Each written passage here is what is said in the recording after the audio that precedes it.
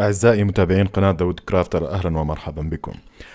في هاي الحلقة راح أقوم بتركيب مرابط المواسير. هاي المواسير هي عبارة عن مواسير ماء مقلبنة بحجم 3 أرباع الإنش.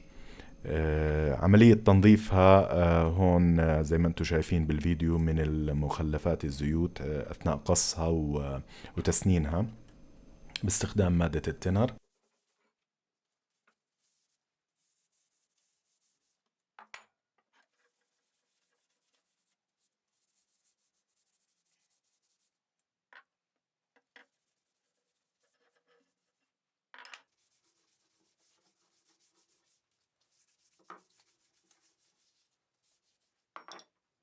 طبعا في وصلات لزيادة طول المواسير حسب الحاجة زي ما انتم شايفين.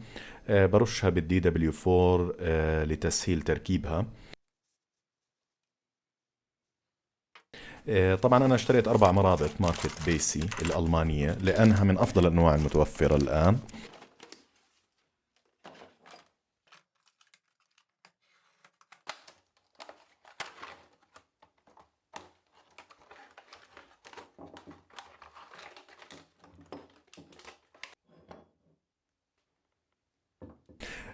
طبعا المواسير بتم قصها باستخدام مكنة خاصة، وبعدين بتم تسنينها من الطرفين عشان يتم ربطها مع المواسير الأخرى لزيادة طولها، وكمان مشان يتم ربطها مع المربط نفسه.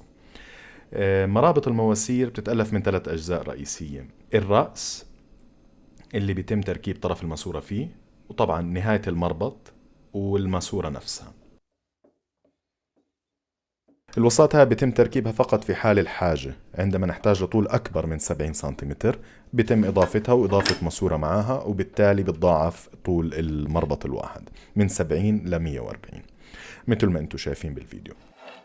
لما ما بكون في حاجة لهذا الطول بيتم فك الماسورة الزيادة، وبالتالي بصير حجم المواسير كتير أصغر أو حجم المرابط كتير أصغر، وبيتم تخزينها بطريقة أسهل.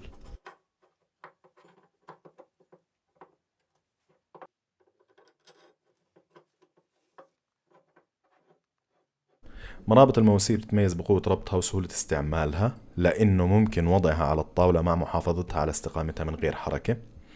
ميزة مواسير المي المقلبنة إنها مقاومة للصدأ، وبالتالي لو سال عليها الغراء أثناء تركيب الخشب ممكن إزالته من غير ترك أثر للصدى عليها.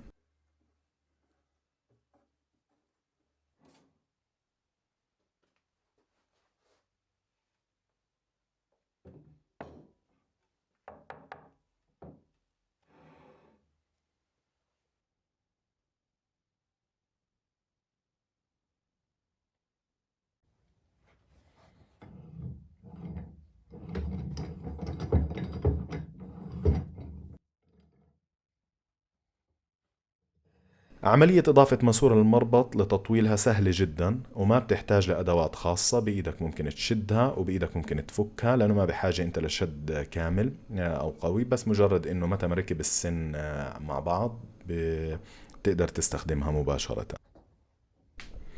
إذا كان لديكم استفسارات أو أسئلة برحب بتعليقاتكم، وإذا عجبكم المقطع لا تنسوا تشاركوا في القناة وتفعلوا جرس التنبيه. شكرا لمتابعتكم وأسعد الله أوقاتكم.